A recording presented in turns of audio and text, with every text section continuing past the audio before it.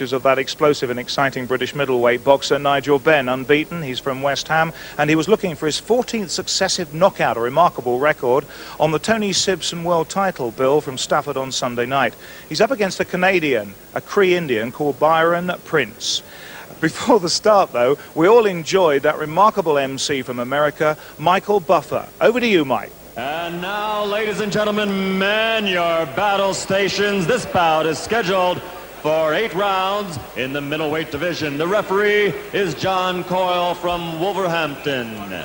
Introducing first, fighting out of the red corner. He's wearing the white trunks with blue trim and weighs 160 pounds even. That's 11 stone 6 as a professional. 6 victories, only 1 defeat. 5 of his 6 victories by knockout. Ladies and gentlemen, from Winnipeg, Canada, Byron, the Fighting Savage Prince. And his opponent fighting out of the blue corner, wearing the gold trunks and weighing 160 pounds also, 11 stone 6, as a professional, undefeated in 13 bouts, all 13 by knockout victory. Ladies and gentlemen, from Ilford, England, Nigel, the Dark Destroyer Benn.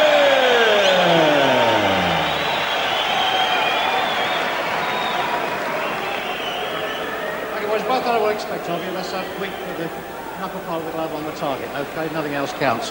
Keep them above here, away from the back of the neck, and defend yourself at all times. Let's not say stop boxing. Okay, good luck. Well, when Benn's fighting, sometimes the referee's instructions are lasting longer than his fights.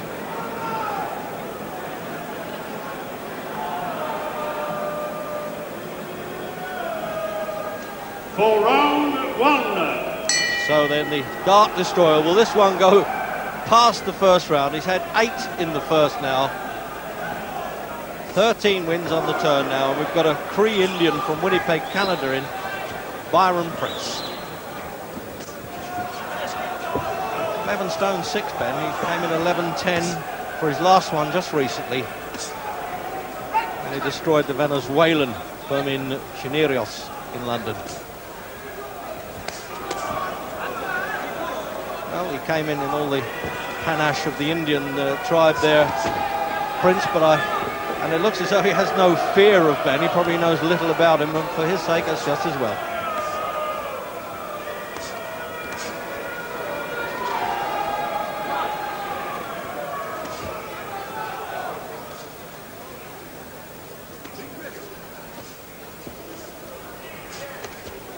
Oh, well, he tasted Benn's first left hook there. Didn't quite know what hit him either. He's nodding to the corner. But as always, Benn landed the big stuff in the first round. John Coyle, the Midland referee, right in front of his face. He can't mistake that. Is he going to do it in a round again? It looks like he could. It looks like he wanted to come to fight there, Prince. But the first decent shot he tagged, his legs really fell under him. He's got such a variety of punches, Jim. If it goes this round, you better come in now. Yeah, he's shaping up to be a really good fighter. Prince has been firing back, but once again we're seeing Benn's not that easy to hit with good punches. He rolls and bobs and weaves, and from all angles he can get power into his own punches. He really is looking the part, and the ones that he's landed cleanly, he's troubled Prince. I'll tell you what, he's a game enough guy. He had the cheek to throw punches back there. I admire him for that, having been down.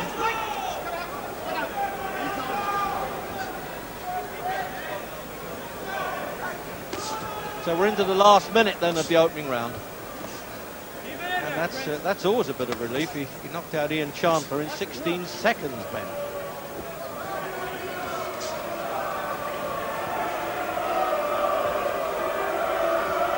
It helps a bit, Jim, really, when the other fella doesn't know the strength of Ben. I don't suppose he knows too much about him. I'm sure that the manager, Frank Warren, wouldn't have told him too much either. Well, when he gets up close, he looks as though he's heard of Ben, because he's grabbing up. He doesn't want to work inside. He just wants to try and get his own punches off at long range. But as soon as they get close, he's not working. See, he tries to get hold of Ben. He's not working inside. So I think maybe he knows enough about him. Well, yeah, he does by now. As you see the countdown clock there. The longest Ben has been is the 7th round against a very useful American indeed, Reggie Miller, at the Royal Albert Hall last year in December.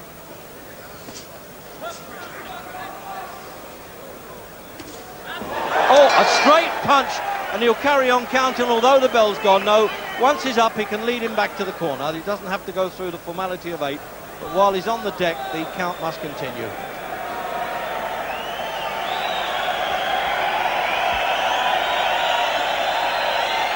Well, he'll need all the help he can get now with the corner man. Jim, replay.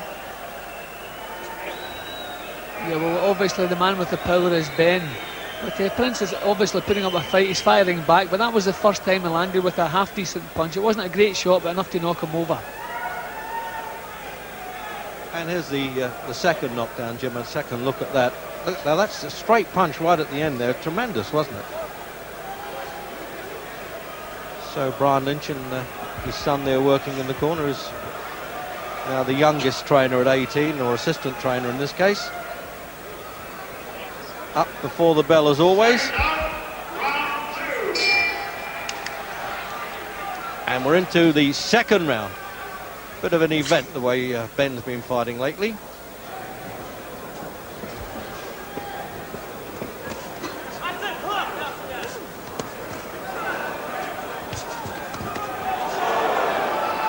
Oh, he's turned up a gear now.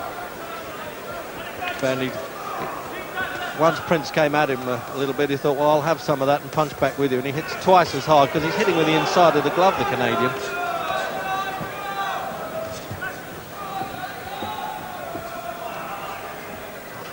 He's a game enough guy, Jim, but I don't think he's in the class. No, he doesn't quite know how to keep himself out of trouble. He doesn't have the strength to keep Benn away. He doesn't have the power to hurt him. And he can't work inside with Benn, so it's looking already like a matter of time. He's all over the place again. He doesn't know where to go here. Oh, that's it. He stopped it, the referee. Quite right. 1 minute exactly in the second round, and the Indian doesn't like that at all. He's sending up a few distress smoke signals there, but the referee was absolutely right. He was really taking his stick there, Jim. Yeah, a correct decision. At least Prince gave Benn a few problems, but he never really gave him any serious problems, and it was always just a matter of the big punches getting through, and then it would be all over.